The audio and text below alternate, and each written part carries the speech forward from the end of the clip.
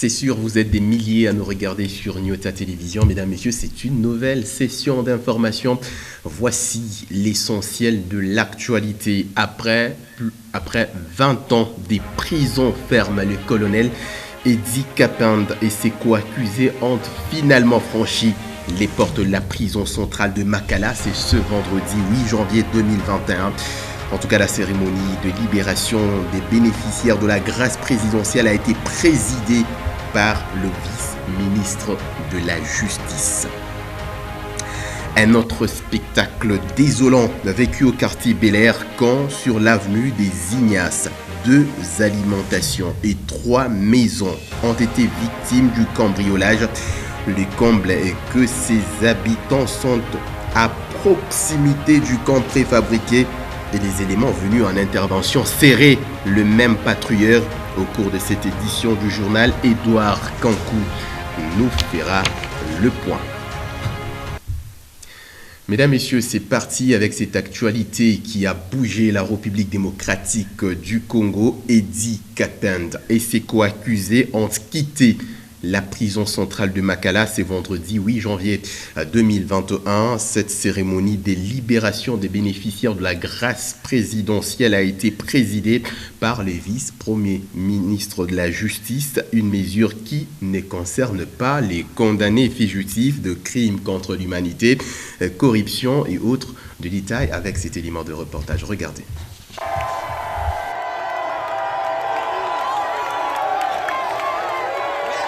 Sourire aux lèvres, baguette en main, Edi Kapende s'est vu visiblement senti obligé de saluer de nombreux curieux venus à sa rencontre à peine qu'il franchissait la barrière de la prison centrale de Makala.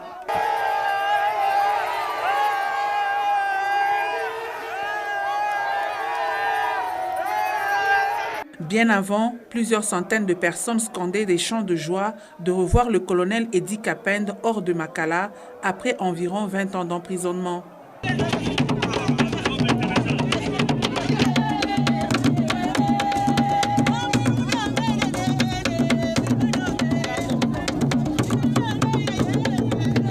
C'est le vice-ministre de la Justice, Bernard Takachie, qui a présidé cette cérémonie de libération des détenus. 25 au total ont bénéficié de la grâce présidentielle.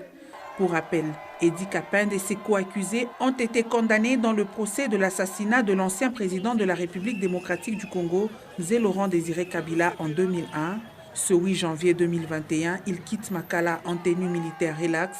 Selon le règlement militaire, il devra patienter, retrouver les galons de son rang de colonel au cours d'une cérémonie officielle. Reportage de Diane Kassongo-Nyota sur les images de l'Internet. Mesdames, Messieurs, nous allons passer en revue de la situation épidémiologique de la République démocratique du Congo. Retenez, 231 nouveaux cas de Covid-19 ont été enregistrés jeudi 7 janvier 2021 en RDC, dont 161 dans la ville-province de Kinshasa, 62 au Congo central, 4 dans la province du Haut-Katanga, 2 en Ituri, 1 au Lualaba, un autre dans la Chopo. Le secrétariat du comité multisectoriel de lutte contre le coronavirus qui confirme cette information rapporte également qu'un décès a été signalé. Il y a eu 8 nouvelles personnes guéries. Ainsi, le cumul de cas depuis le 10 mars dernier est celui des 18 969 dont 18 968 cas confirmés, un cas probable, 14 743 personnes guéries et 611 décès.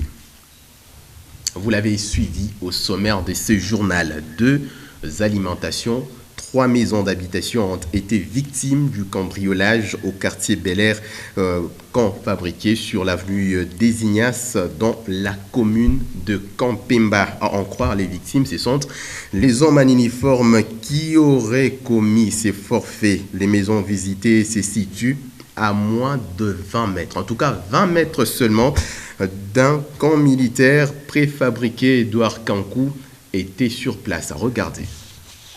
Le couvre-feu instauré pour limiter la propagation du Covid-19 continue à enregistrer des victimes sur le plan sécuritaire. Tenez, 2 alimentations et 3 maisons ont été visitées par des hommes en uniforme sur l'avenue des Ignaces, juste en face du camp préfabriqué au quartier Bel Air. Ça va naisha kupiye kule ville ma 3 heures banakuya sasa banza kupika kwa milango mabiba mbashi banapika milango na ile alimentation kule ville wanaanza kule ville banapika kule ville wanoma makuta wanabeba banafika huko na kutoa la bushingizi wale mulete makuta banaleta makuta alors vike tuwasikie na boka ndio wanapenda ndio wanajize paka dola banarudia tena sike au chef wetu anatutuma paka dollar sio pia paka dollar awapendi ki franc nini tuko proche na quand iko hapa hivi c'est-à-dire que est-ce que umuka muko ni ba civil ou sote muko ni ba soda. Après avoir opéré aux alimentations, ces présumés malfrats ont attaqué 3 maisons d'à côté avec le même modus operandi. Briser les vitres, menacer les victimes avec les armes et leur arracher des biens des valeurs. Intervention n'est pas baigner bale ba mouji baigner bale bari bale. Tu vas te bara quoi pour intervenir. Ça parle moi bara intervenir. Ye alikuwa kusavoniera, alikuwa bushugo makatera mule bana mbamba. Oh njo mwishi. Ile makuta nye bariba ile. Sur place bana tana ko nini kabla na bana ko sana pana lo hapo bana sa vérité yote. Ça mina sonné oh asa pana problème chez tout wanini ba ko kampemba. Tu as vérifié ma moteur de 4. Il ba policier ba kampemba. L'unique question que toutes ces victimes se posent est celle de savoir qui serait auteur de ces actes ignobles alors que toutes les nuits la ville est sous couvre-feu. Répondre qui pourra. C'est triste, mais telle a été la réalité vécue au quartier Bel Air. Nous allons rester toujours dans la commune de Kampemba. Depuis l'instauration du couvre-feu, louchoises et louchois ont comme l'impression que l'insécurité grimpe en échelle. Pour le cas de ces maisons visitées sur l'avenue des Ignaces, les combles et qu'elles sont bien entendu à proximité du camp préfabriqué. Et les éléments venus en intervention serraient les mêmes patrouilleurs. Les victimes se sont exprimées au micro de Edouard Kankou. Nous les écoutons. Kwanza kunivinya pale ndio wakanibeba telefone na montre, kisha nikabambia mnabeba montre na telefone, wakaanza kukombana pale. Oh, tutakufunga tukubebe, ndio kesho tutajua ile mambo. Hapa mwishi wako nataka kutuiba kwa manyumba. Aina ba mwishi wa normal. Ni ba mwishi wa moya basha kuyua bile beko nafanya mu quartier. Donc ni ile intervention beko natutumiaka njo beko naiba parce que beko naiba sans froid. Muntu mwishi gani unataka ba 5 maisons 6 maisons. Hein? 5 maisons 6 maisons. Est-ce que mwishi toi normal tu anataka ba 5 maisons. Donc bo beko naiba sans froid ko yem akula mwata tubamba intervention njo bo beko naiba. C'est pourquoi biko na kei mambo hivi. Sasa bo batu ati tusibenye ba jeune kwanza kujichungia mukini. Tout juste quand j'ai ouvert la porte, en tirant la porte, j'ai constaté ça. L'accord dont je vous présente. Alors j'ai dit à madame, non, il y a quelque chose qui ne marche pas. Il semble qu'il y a des voleurs, ils ont visité notre quartier. Je suis sorti, je suis allé à la toilette. De mon retour, j'ai pris l'accord, j'ai gardé ça. Awa moyen zate bazo kanga basinga bazo kote la biso sécurité zate sécurité za ba soda mais intervention ata moko eza soda njo soutien yetu njo kuna tu appuyer pour que chie tu vivre maintenant bon Dieu va encore détruire tout à vivre et tu takimbiria wapi à chaque fois tu connais imaginez mon mbei paramètre ya pana be ko encore kutungira même pas intervention soda moi est-ce que peut tu karibu na kan d'abord tu comme sécurité mais tout qu'on a vivre ville tout à té soit ça comme ça tout qui mon kilo bien tout kufa batongere ko imambo vraiment bale ben fa ma patrouille bushiko fa comme ma patrouille ya kabale ba tout ko fa patrouille pas qui vit tout à plaisir mais bon Dieu bien tout détruit. Et dans le reste de l'actualité, voilà plusieurs jours que les abords de l'hôpital de référence de Lubumbashi, Jason Sendwe, étaient transformés en dépotoir public par les marchands à la sauvette, gênant la circulation des piétons et même des automobilistes. Les déchets en état de putréfaction ont finalement été évacués. C'était le jeudi 7 janvier 2021. Des précisions avec notre reporter Ben KMB. Le marché pirate, c'est l'une des causes de l'insalubrité au centre-ville de Lubumbashi. À hauteur de l'hôpital Jason Sendwe, par exemple, c'est toute une montagne d'immondices qui se formait déjà depuis quelques semaines, des légumes et autres déchets en état de putréfaction qui indisposaient les passants, affirme ce jeune homme.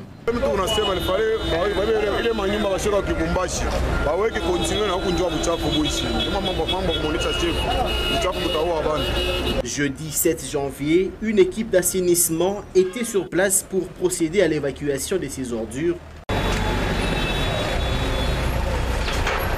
Gustave Ngoy, autorité communale de Lubumbashi, se dit déçu par le comportement des Louchois qui ternissent délibérément l'image du grand centre urbain.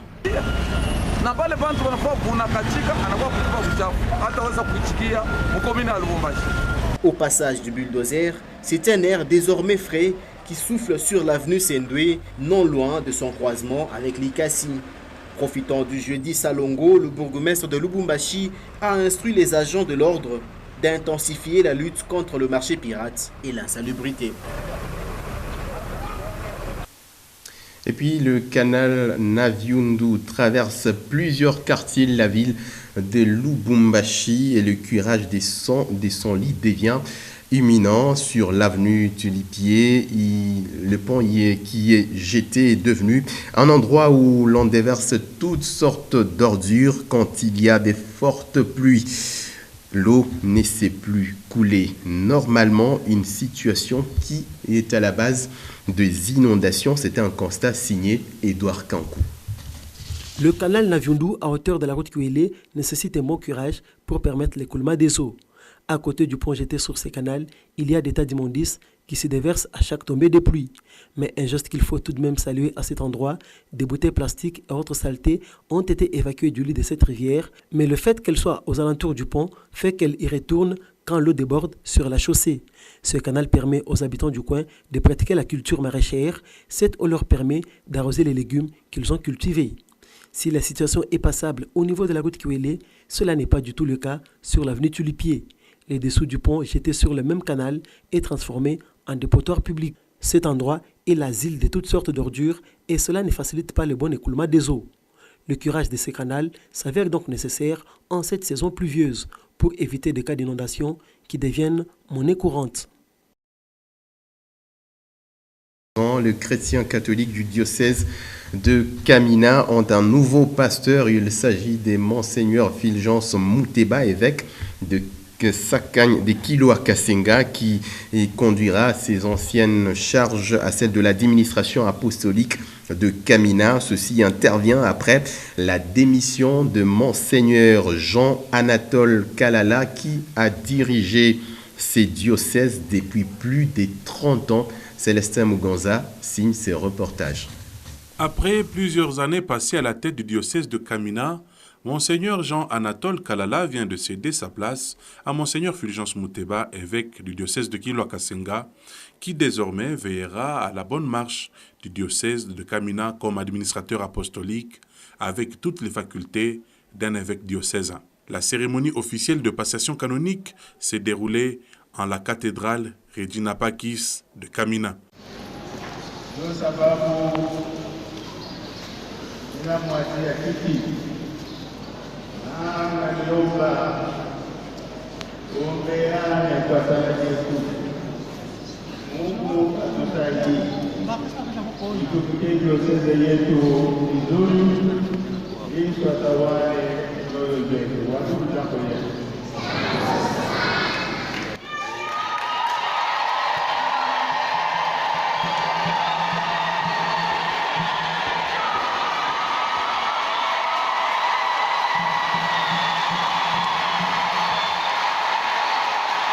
Âgé de 73 ans, Monseigneur Jean-Anatole Kalala a renoncé il y a quelque temps à ses charges d'évêque du diocèse de Kamina dans la province d'Yolomami.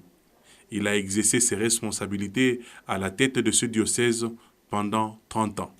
Son successeur, lui, l'administrateur apostolique, Monseigneur Fulgence Muteba Mugalou, a été nommé évêque de Kiloa Kasenga depuis le 18 mars 2005 par le pape Jean-Paul II. Il va diriger le diocèse de Kamina en attendant la nomination d'un ordinaire du lieu par le Vatican. À présent, votre magazine d'information générale, La République. 193, c'est le numéro paru à ce vendredi 8 janvier 2021 dans la ville-province de Kinshasa. Pascal Mwangala Marmout a effectué pour vous ces condensés.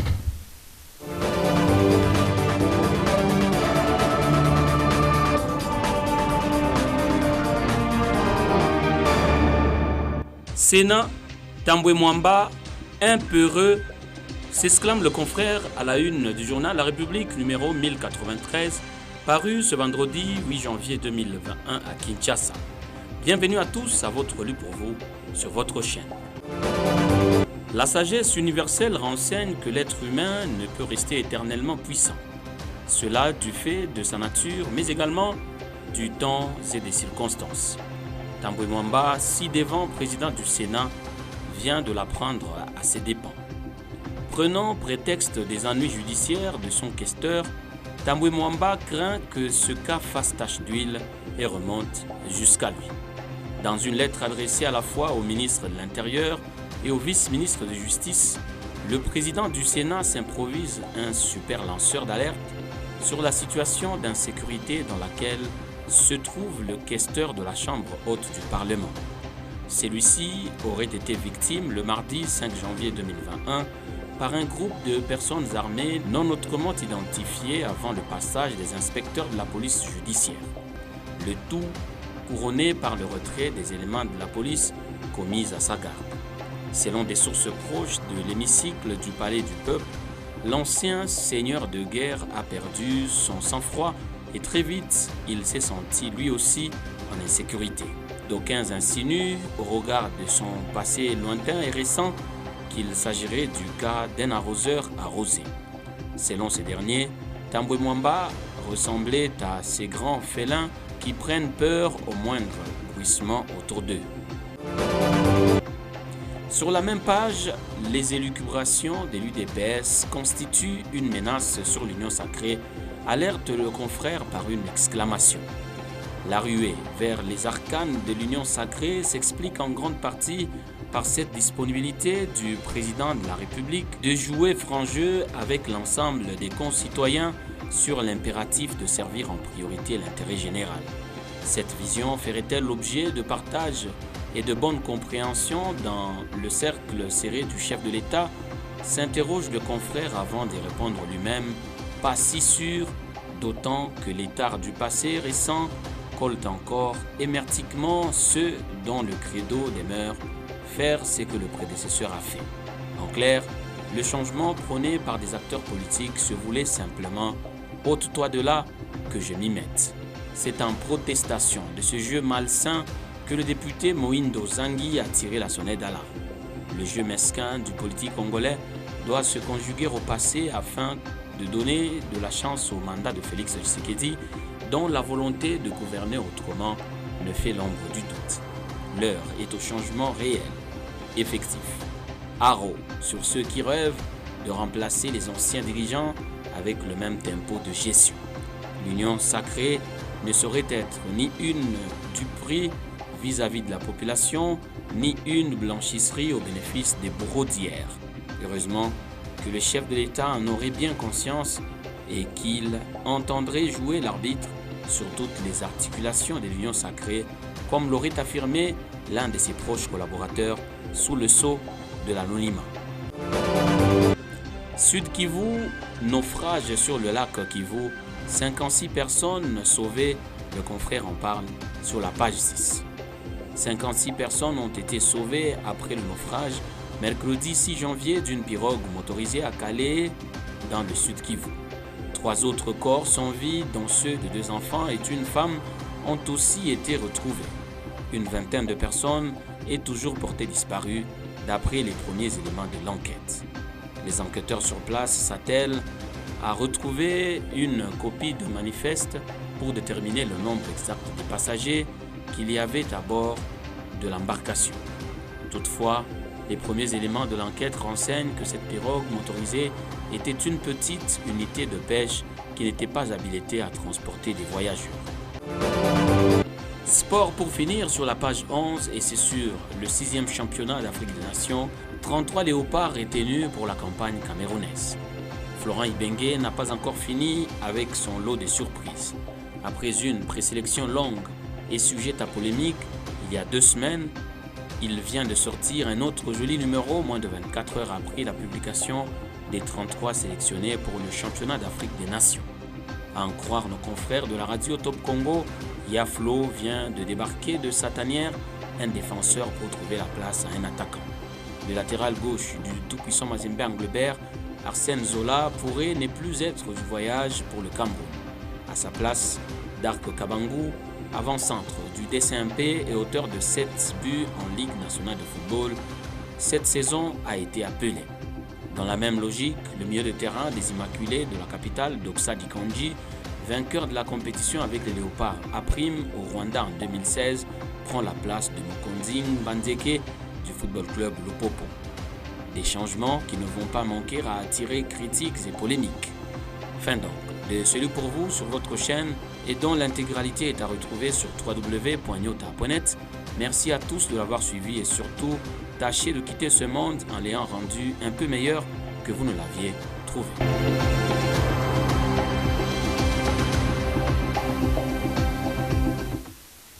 Anticipativement, excellent week-end aux téléspectateurs qui nous regardent depuis la ville-province de Kinshasa. La grande partie est également de la République démocratique du Congo, dans le Katanga en général et partout dans le monde. Vous étiez des milliers à nous regarder sur les antennes de Nyota Télévision. L'ensemble de la rédaction, l'équipe technique vous remercie sincèrement de nous avoir suivis. Mon plaisir sera celui de vous retrouver. À très bientôt.